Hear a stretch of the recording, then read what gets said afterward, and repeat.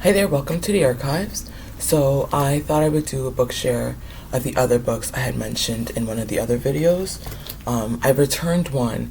The one I said was about Black fathers. I finished reading that one. That actually was not about Black fathers. It was just, I don't know why the character, her father was not, anyways, um, it was about a father who was a photojournalist and traveled to many different places in the world and would come back and show his daughter all of the different trinkets that he got her from around the world, all the different cultures. So that's what it was. It was about a photojournalist who was a dad. I would love to be a photojournalist. That's like a dream job. I was actually looking to see if there are any photography classes coming up. I didn't find any at the library, but I've taken just like one of those free photography courses at the Toronto Public Library at the campus downtown, and I want to take more because I love photography, and I would consider myself an amateur, but and I've never had a camera, and I love to write. So photojournalism to me is such a dream job. That is an incredible job. You just get to like travel, which I love. You get to shoot photos, which I love, and you get to tell stories, which I love. So I think it was Papa Brings Me the World was the other book. I don't have it anymore because I returned it. I finished it. This one I've also read. So for those of you who are looking to have conversations around like consent and sexual assault in the house, incest, pedophilia, those kind of really difficult topics, this book I found, I think it was May on Instagram, one of the content creators that also does book shares. I think they shared this, or maybe not. Let me see or maybe not. I think, it's a Groundwood Books. No, so I saw this in one of the emails from Groundwood Books, House of Anansi Press. Yeah, so this is, Groundwood Books, really important topic. Valerie, Fontaine, and Natalie Dion, The Big Bad Wolf in My House. He didn't need to huff or puff or blow the house down. The big bad wolf just walked in the door. So, I really have an issue with people who are like, never go against the family. And there's a particular celebrity that just rubs me makes me so mad, especially because of the platform she has. And this book says why, right? Oftentimes, harm is done inside the house. He didn't need to huff or puff or blow the house down. The big bad wolf just walked in the door. Once upon a time, a young girl met her mother's new friend. At first, he was sweet and kind, but his eyes seemed awfully cold. Then one day, he got angry and hurled terrible names. Another day, he yelled and threw his plate on the floor. The child was careful to keep quiet and clean her room, but the wolf was unpredictable and became fiercer every day. Both powerful and poetic, this modern fable about violence in the home ends as a note of hope. So, spoiler alert, the mom does escape. She finds a shelter and they do leave the violence, but it talks about physical abuse, right? When he left finger marks on my arm, I had to cover them up with long sleeves, even when it was hot out. So it talks about physical abuse, also talks about what is it called? Content warning for sexual assault, right? Really powerful imagery. I found this, for anybody who's a survivor of childhood sexual assault, like I found this particular page so, just like, yeah. You know, when you see the adult at the door and you're just like, oh shit, not again.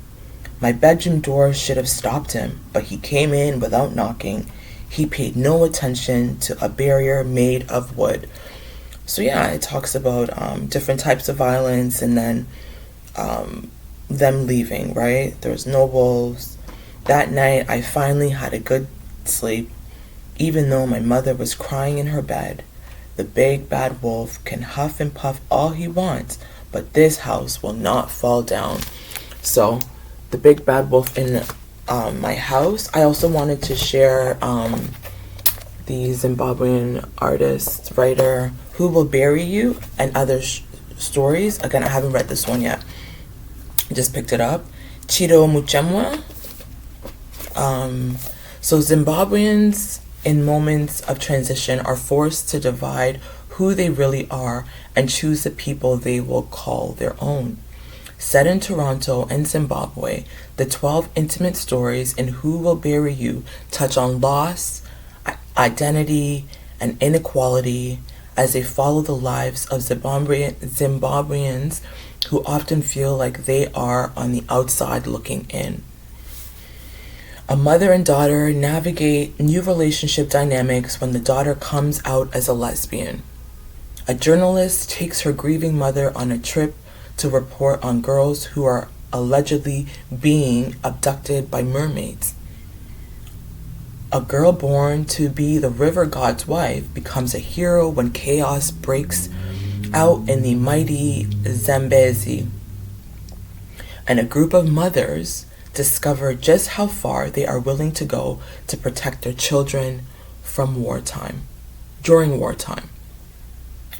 Ephemeral yet beautifully satisfying, enriched by African folklore, the stories of Chido Muchemwa's debut collection asks what makes people leave home, what makes them come back, and what keeps them there. So again, I'm really looking forward to reading this. These are just a collection of short stories. So I'm really excited because I have I think I have a collection of short stories that I have to revisit and finish, but I'm excited to see how other Africans do their short stories. So I think mine is called Astral Love Projections, a collection of short stories. So that's where Ridge is where Obaya and her partner Courtney go to Ghana for her grandma's funeral. And what else is in there? The one I published with African Writers magazine. I don't remember what that one is called now. I don't know. I have so many stories, but so yeah, I'm trying to study to see how others have written short stories, a collection of short stories, because I have a collection of short stories as well too that I would like to publish one day. But for now, it just sits there until I can revisit all of the short stories. I can't think of what that short story was called. What's the one I just published? About the young Fante girl that works with her. Let's look at my authory. The young Fante girl that works with her mom, anchored in Elmina.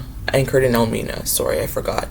So I wrote Anchored in Elmina. That one you can find on African Writer magazine, and it's just a short story about a young girl whose mother is a midwife, and she just learned some of the traditional ways before she gets scooped up by the boarding school system, and then she later comes to I think she goes to Cuba. So anyways, these are the short stories. I wanted to share Children of Promise as well too. Speaking of childhood books I loved, this is another childhood Christmas book that Uncle Akwasi got me. Children of Promise, African American Literature and Art for Young People. So if your kids are into art, if you want to introduce children to art, this was a book that introduced me to African American literature and art for young people. It's edited by Charles Sullivan. Yeah, this again was a Christmas gift from Santa. Christmas 1995. So I was 10 years old. This was so a very hardworking and promising young lady from Santa. I think this was also Uncle Akwasi. Again, he's the one who usually puts me on the Black American culture. So this one is Children of Promise. It's 10 minutes. I might read this later. It just features different arts, beautiful, beautiful imagery, different poems. Mamu and Mary Baraka. You'll find poems from, hold on, I wanted to show you. There's Frederick Douglass in here.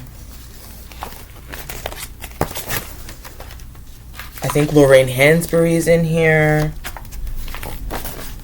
Uncle Clem used to have, one of my uncles used to have this art at home. The Banjo Lesson by Henry Osawa Tanner. So many different arts that I learned. Richard Bruce is in here. Who's that one that blocked Zora Neale Hurston? What's his name again? Langston Hughes is in here. That's the first time I was introduced to Langston Hughes. Walt Whitman. So many people. Folk songs. Yeah, Langston Hughes. Mother to Son. So this was another Christmas gift that I got as a kid that I've held on to that I loved. W.E. Du Bois is in here. So lots of different. Robert Hayden. James Baldwin is in here. Harlem Then and Now. So this is, as a young kid, this was the book that introduced me to a lot of like African American literature and art, like it says, right? Mary Evans, Leroy, James Weldon Johnson's in here. So yeah, Margaret Walker, Langston Hughes, so many different, Jacob Lawrence. So if you're looking to introduce young, Gwendolyn Brooks is in here. More Langston Hughes. Gwendolyn Brooks is in here. To Those of My Sisters Who Kept Their Naturals by Gwendolyn Brooks. Paul Laurence Dunbar is in here. We Wear the Masks. So this was a book I got for Christmas 1995, Christmas of 1995. From Santa. I don't know who Santa was. I think it was either Uncle Clem or Uncle Aquasi. I'm pretty sure it was Uncle Aquasi. Maybe Uncle Clem, because Uncle Clem is into the arts. He had a lot of really nice art around his house. So yeah, this is for those who are looking to Children of Promise, Black American literature for and art for young people. So this is my introduction to a lot of like I said, some of these names really great. 1991. It was published in 1991. So these are the books I wanted to share. Children of Promise, The Big Bad Wolf in My House, and Who Will Bury You. Okay, so have a good weekend. I think, how did you guys celebrate Emancipation Day? I think Jamaica's independence is come or is coming. What else? Yeah, Black August is filled with a lot of things. So have a good weekend. It's a long weekend here. Apparently there's smoke out, so I'm gonna go check. I haven't been outside yet, but stay safe from the smoke. Thinking of all of those who are affected by all the wildfires in Canada right now. Have a good weekend. Have a good long weekend here for the Canadians. Until next time.